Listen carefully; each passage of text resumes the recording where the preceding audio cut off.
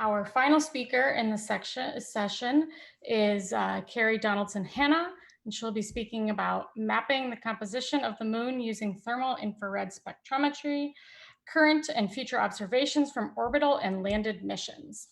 Take it away, Kerri. So much of what we know about the moon from thermal infrared wavelengths really comes from the Diviner Lunar Radiometer, which is one of 7 instruments that's on board NASA's Lunar Reconnaissance Orbiter, which was launched in June of 2009 and has really been providing the lunar science community with a rich data set ever since that launch. And to date, Diviner has collected over 1 trillion radiometric observations of the lunar surface. And so this is a really robust data set. Diviner is a 9-channel radiometer that we see here in this image. It has 9 channels that are distributed between 2 identical bore-sided telescopes. Telescope A, which is on the left, hosts 6 of Diviner's channels, 2 solar channels, 3 narrowband channels near 8 microns, which are used for compositional mapping, and then 1 broadband mid-infrared channel between 13 and 23 microns. Telescope B, which is on the right, hosts 3 of Diviner's broad far infrared channels between 25 and 500 microns. The 4 broad channels between 13 and 200 microns are used for mapping surface temperature and physical properties. And so these are the boulder index maps and rock abundance maps and thermal inertia maps that you also see from the Diviner team. Diviner's 3 8-micron channels were specifically designed to map the Christensen feature. And the Christensen feature is this emissivity maximum that we see on the spectra here in the right, that's denoted by the vertical line and the CF.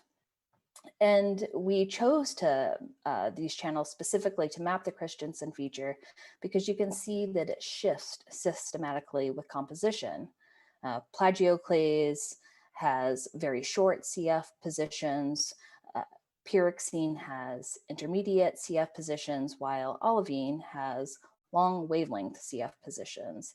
And so this spectral feature can be used to really effectively map composition across the lunar surface. And it has. And so some of the highlights from those Diviner observations, particularly the compositional mapping, includes work by Tim Gloch and others who've identified volcanic constructs with very short wavelength CF positions, which is consistent with highly silicic materials. And here's just a few examples that we see across the lunar surface. These evolved magmatic materials provide really important constraints on the thermal evolution of the lunar interior, as these materials suggest that portions of the lunar interior were warmer for longer periods of time than what we previously had thought. Jessica Arnold did a really nice piece of work where she investigated olivine-rich exposures that had previously been identified as possible mantle deposits and showed that the CF position for most of these exposures are actually at too short of a wavelength to be composed mostly or predominantly of olivine, and instead must include large abundances of plagioclase. So this suggests that these materials most likely originated from the lower crust or the crust mantle boundary rather than the lunar mantle, which had been suggested when only investigating these regions with visible and near-infrared data. And we've also been able to investigate the CF position for regions that previously were identified to be spectrally dominated by plagioclase. And this is certainly near and dear to my heart and something that I focused on. We've been able to use the Diviner data in an effort to better understand the compositional variability of the moon's anorthositic crust. And what we found is that much of the moon's crust is composed of a highly calcic plagioclase, which is similar to what's found in the Faroan anorthosites, which really places new and important constraints on any magma ocean model for the anorthositic highlands formation.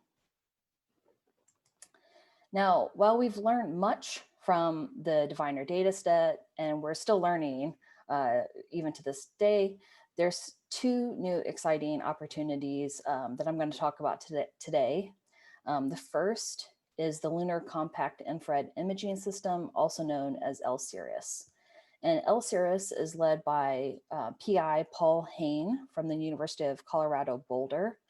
And this instrument was selected as one of 12 instruments in the Lunar Surface Instruments and Technology Payloads call. It is a rebuild of Ball Aerospace's CIRIS CubeSat instrument, which launched into low Earth orbit on December 6, 2009. Currently, it's manifested on the CLIPS lander mission to the South Pole with Masten Space Systems. The main science objectives of the L-CIRIS mission include determine the moon's surface composition at small scales, determine the small scale thermophysical properties of the moon, as well as indicators of rover and astronaut trafficability, and also determine the moon's volatile cold trapping potential at small scales. And this is better for understanding lunar volatile transport and cold trapping of volatiles. L-CIRIS will accomplish these science objectives by taking thermal images of the lunar surface using 4 infrared bands between 7 and 14 microns and using an onboard calibration system. 2 of the narrowband channels, those at 7.8 and 8.28 microns, are similar to the diviner channels, and all 3 of the channels are similar to those on Lunar Trailblazer's Lunar Thermal Mapper, which I'll discuss next.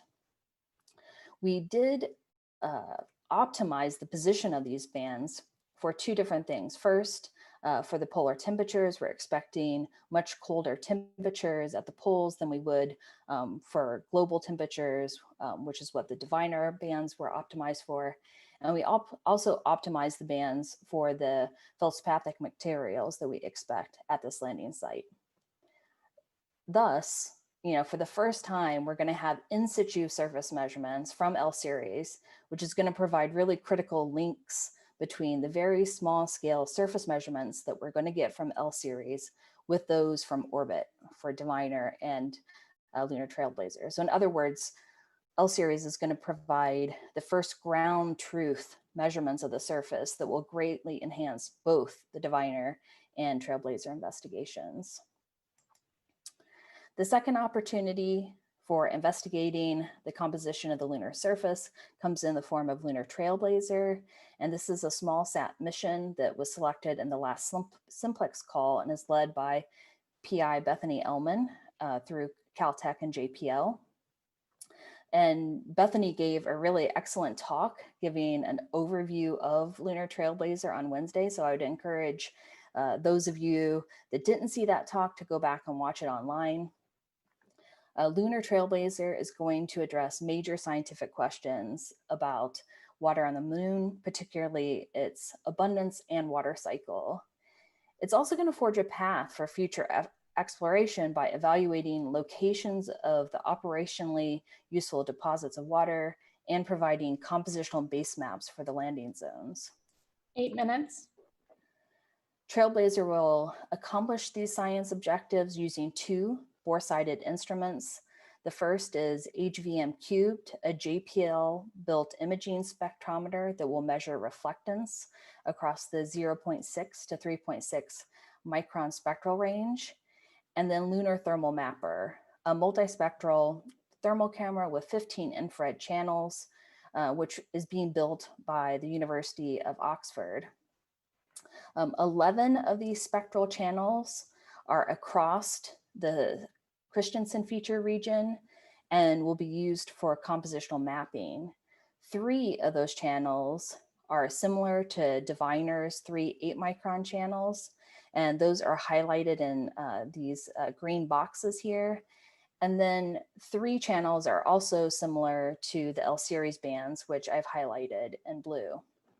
And so Lunar Thermal Mapper will give us 8 additional bands as well as enhanced spatial resolution, which will allow us to better determine surface compositions for the targeted surface regions and investigate some of those areas of geologic interest that I mentioned before, including the highly silicic volcanic constructs, areas that are rich in olivine, and also areas rich in plagioclase.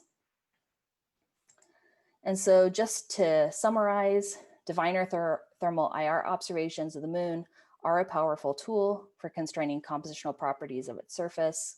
It's a really large and diverse data set, and I would encourage those of you to go take a look at the PDFs and the website just to download and use some of that data.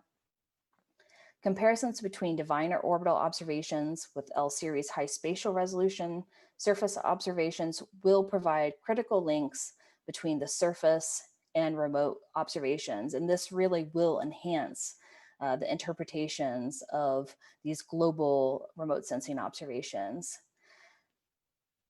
Targeted lunar trailblazer observations, which we're going to get additional spectral content with, will further our understanding on the formation and evolution of the lunar crust. And hopefully I've convinced you that current and future thermal infrared observations of the moon and other airless bodies are really important, and they provide important constraints on the formation and evolution of these solar system bodies. And with that, I will end and take any questions. Okay, thank you, Kerri. If anyone has a question for the speaker, go ahead and use the raise your hand function in the chat.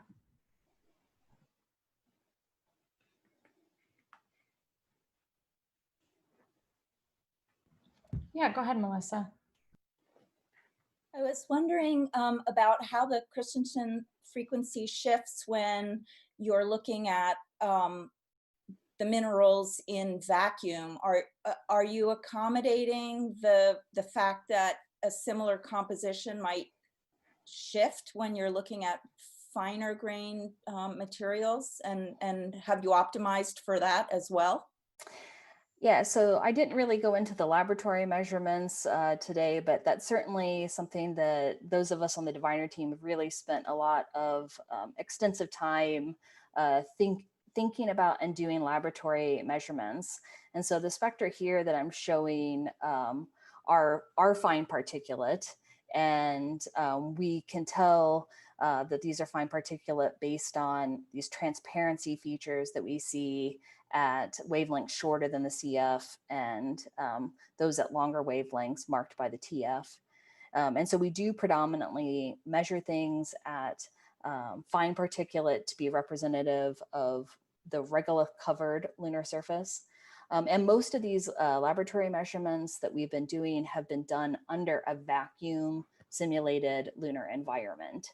And so it does account for the thermal gradients that we experience, or what the lunar surface experiences, and those do affect the laboratory measurements. And so we've really been honing in on lab measurements and comparing them to diviner data to really best simulate the lunar surface in these environment chambers.